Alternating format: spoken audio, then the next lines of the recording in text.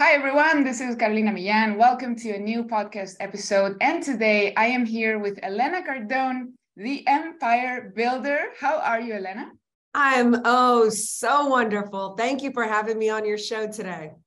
It is an absolute honor to have you here today. And I am sure you're going to impact so many people, especially my audience in Latin America, who are hungry for what for the experience that you have, and of course what you and Grant have been building all these years. I've been following very closely, and so I'm very excited to have you here today. Me too. Thank you. I was born in Madrid, Spain, as an American citizen on Spanish soil, and I left when I was 1 year old to come back to the United States. So unfortunately, since Spanish wasn't the first language in my household, I never learned it, but I've always just had this weird fascination, obsession with the Latin area, people, culture. So I'm really happy to be here today. I'm on Duolingo. I'm trying to learn Spanish. I've been on for over 2 years now, and I'm not sure I'm any better than the day I started, but I don't give up. See, that's what's important, not giving up. If you ever need any help, I'm happy to help you practice your Spanish. Thank you. So let's get started with, a little bit of background. So for people who don't know much about your own story, how did you get started with, this whole philosophy of building your empire? What were you doing before, and what motivated you to do what you do today? It's interesting. I started out as an actress and a model in Los Angeles.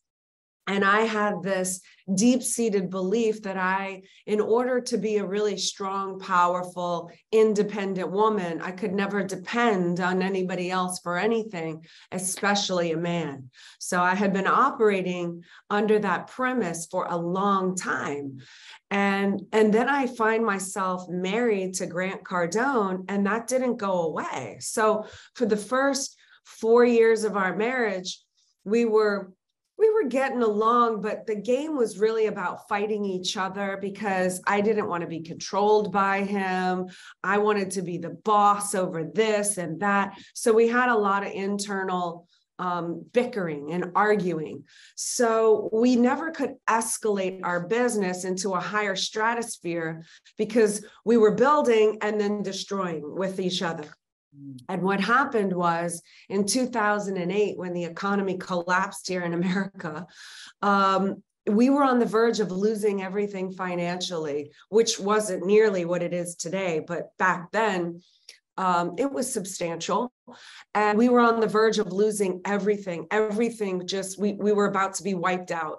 And that's when I realized if we were going to make it out of that and survive and be unbreakable for the future, that I had to partner up with him and actually depend and trust on a man who was my husband, that we would have each other's best interest in mind, working toward a common goal, which was getting us out of that mess. So we started to work with each other and not against each other. And what ended up happening is we ended up going into these heightened levels of success. So that's really what got me on the same page with him and actually being respected by him and respecting him. And that's really when we started to see exponential growth, not only when he figured out what to do with the business, because certainly I needed him to figure that out. We were in a hole, which he did. But then he wasn't distracted by doing that because I was right by his side, helping him, assisting him, pushing him, guiding him, the whole entire way along the way. That's beautiful, because I'm sure many women can relate. Especially in today's world where we are, rising, and we don't want to be controlled. We want to be independent, but at the same time, we have to figure out how to be a team with our husbands or whoever is our partners. So thank you for sharing that. Yeah. So other than this crisis and obviously clashing a little bit with Grant, what were other or maybe what was the biggest obstacle that you also had to face to build your empire? A lot of obstacles. We had to be willing to give up something. What was it that we were willing to give up in order to get where we wanted to go? And a lot of that was mindset. Really easy, but difficult at the same time. So there was a lot of mindset of going into sacrifice phase, sacrificing, having leisure time with friends, doing nothing, wasting time. We gave up all of that. We didn't spend money on fancy things or items. We stayed in. We didn't even have dinners with people, restaurant dinners, like everything, every dollar that we earned went either into our own self-enhancement, like doing a course or learning from somebody who actually has the statistics in the area who we wanted to emulate, or whether it be a finance course, a communication course, all of that self-enhancement. Nothing was spent on anything else other than self-enhancing. And then once the self-enhancement paid off, then we were able to invest back into our business. So we were still broke, you understand? Yeah. We were making money, but we were spending it all on ourselves and our business. So there was no surplus, right? So for many years, we're like, when are we going to make it? When are we going to make it? Because everything poured back into ourselves. That's when we started to hire out, because no empire has been built alone. You can't do it on your own. It's impossible. No empire in the history of the world has been built alone. So you will have to confront, as a powerful, independent woman, if we're staying on that track, that you will need to depend on somebody if you intend to have an empire. Because you cannot be a wife, a mom, the accountant, the promoter, the marketer, shooting the content, speaking to people, closing the sales. How do you do it all? You can't. You stay small. And so we were under the mindset that if we spent money on people, it would cost us in the business. And so that was one of the mindsets among many that we had to give up, because then we had to look at people as investments, as return on investments. So then we started to employ people and hire people. And then we started to have enough money left over that we could invest in income producing properties that produce cash flow every single month.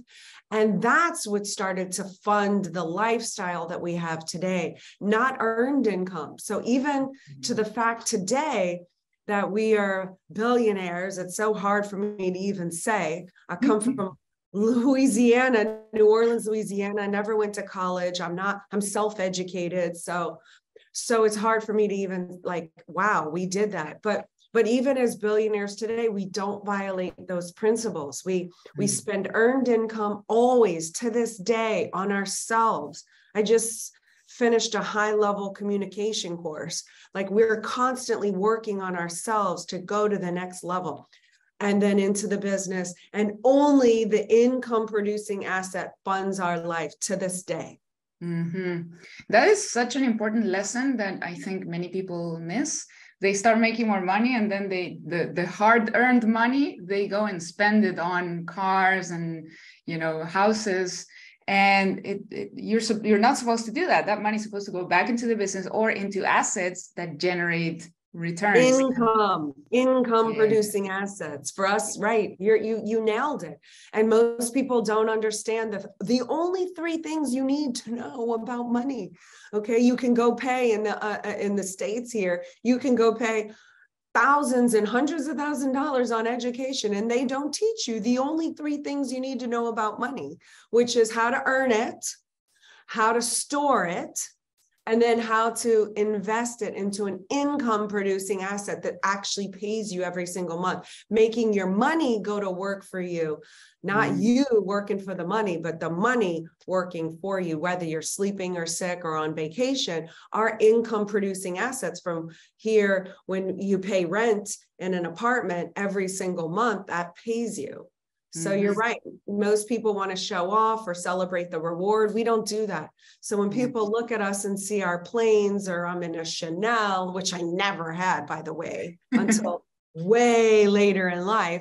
But when they see the planes, the helicopters, now that we're buying a home is not an income producing asset. That's not an investment for an income producing asset. But when they see that, they're like, oh, well, you're violating the principles. No, we're not. All of that comes from the income that we've generated from the 12,000 apartment units that we own. And if we couldn't pay for it in cash twice, we don't buy it. Oh, that's a good one. So if you don't have the cash for 2 planes, you don't buy even one. Exactly. Exactly. I like that.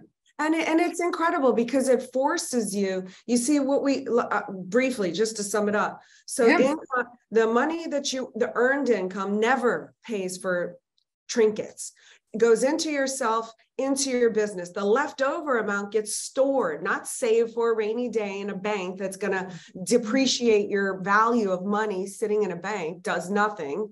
But you store it until you get enough of it to where you can put it in an income producing asset that's paying you literally the next month.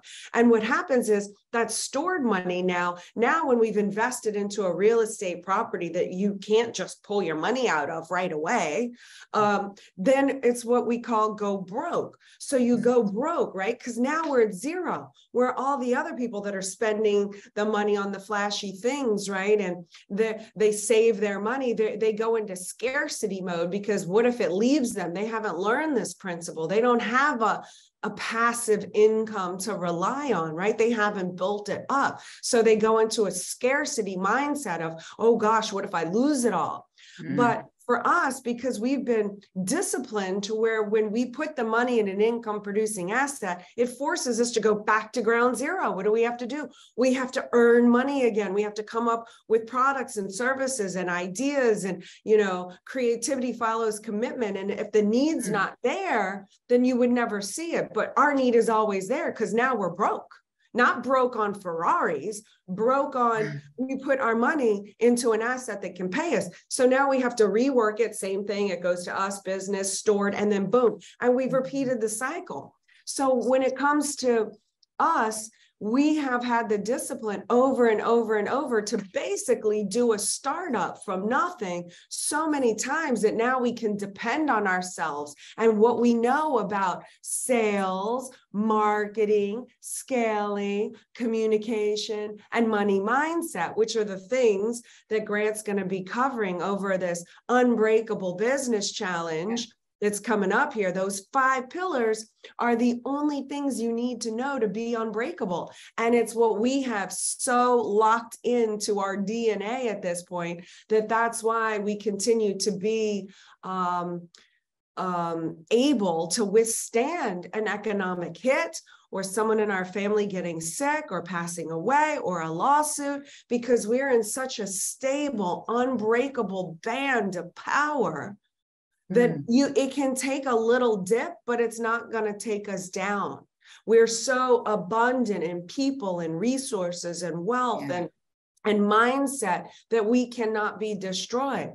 But that was a lesson that came out of 2008 when we were on the verge of losing it all. We learned from our mistakes. We learned that you need people. We learned that we need abundance. We learned not to trust normal. That's where it got us in the dangerous situation. We were living normal lives, bickering little husband and wife, back and forth, not having a real big goal or game, happy that we had enough money and we were better than most. But all it took was one economic collapse, topped that with a lawsuit, and we were almost wiped out. And we made a decision at that point that in 2008, if little old Elena from New Orleans, Louisiana, never went to college, and rough around the edges, Grant Cardone, if we, from both of us from Louisiana, could make it out and become something, then we would never close the curtains and not allow the other quote unquote little people just like us not have that information. Because Grant and I had to figure it out ourselves. There was no wife of a CEO that ran a JP Morgan Morgan, a multi-billion-dollar company, or Blackstone. There was no wife coming out saying, oh, this is what you have to do, or you could do, and it could prove successful. And there certainly isn't one CEO on this planet that's running a multi-billion-dollar company that's willing to get on a free call for 5 days to help all the other little people. But we did that as a vow to each other that if we were ever to make it out of this, we weren't going to hold the secrets and keep them to ourselves. It doesn't matter how much hate or how many people are against us or want to hold us down. That doesn't matter, because there's enough good people out there that deserve to have the truth and the right information to be able to provide and take care of their families.